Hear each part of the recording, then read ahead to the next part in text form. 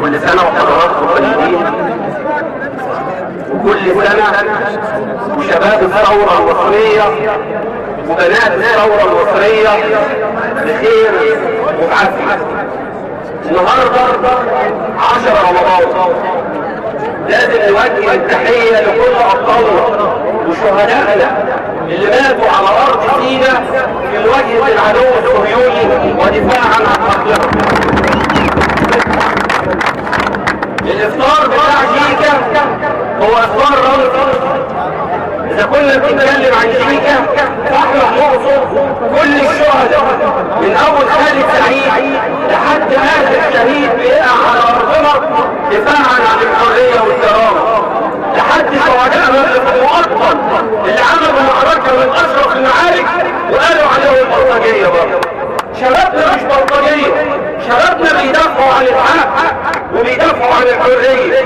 احنا النهارده في مرحلة من أخطر مراحل الثورة المصرية، في مرحلة إما تبقى مع ده أو إما تبقى مع ده.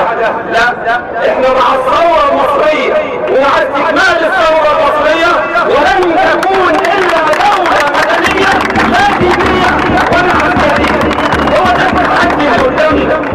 التحدي اللي قدامنا لازم يبقى بهذا الوضوح. الثورة ستستكمل ومفيش خوف على المستقبل.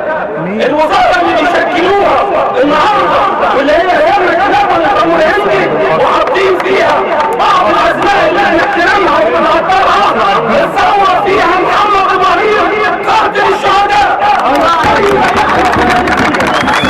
مش عايزين تحكمنا عساكر، مش عايزين يحكمنا عساكر، مش عايزين يحكمنا عساكر، مش عايزين يحكمنا عساكر، ولا اخوان بالدين بالتاجر، ولا اخوان بالدين بالتاجر.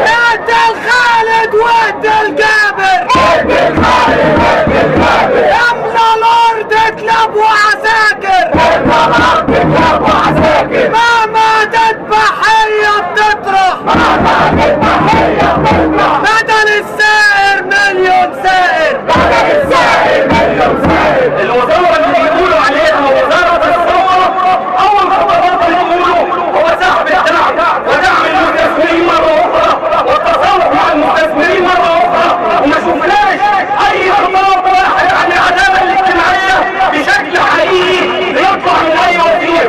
وهو تتخيلوا إن أنتوا لما تقولوا لنا أسطوروا إن الخطاب ده هيحصل، كان الخطاب ده بيقولوا أنصار مبارك وبيقولوا أنصار المجلس العسكري وبيقولوا أنصار الإخوان.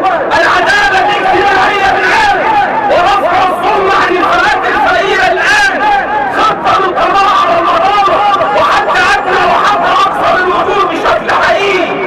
لكن إن أنتوا تتخيلوا إن خطابكم اللي أنتوا بتحاولوا تقدموه لينا كتخدير هو خطاب مرفوض. وأنا بختم كلامي، عايز أختم كلامي بالإخوة الفلسطينيين والإخوة السوريين اللي بتتعمل عليهم حملة مسعورة.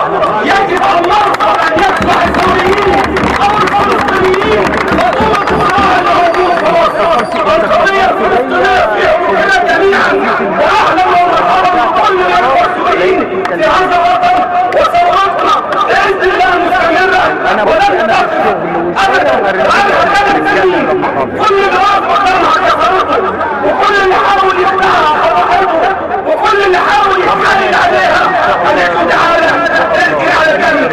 ثورتنا هدفها واضحة، حرية، عدالة اجتماعية.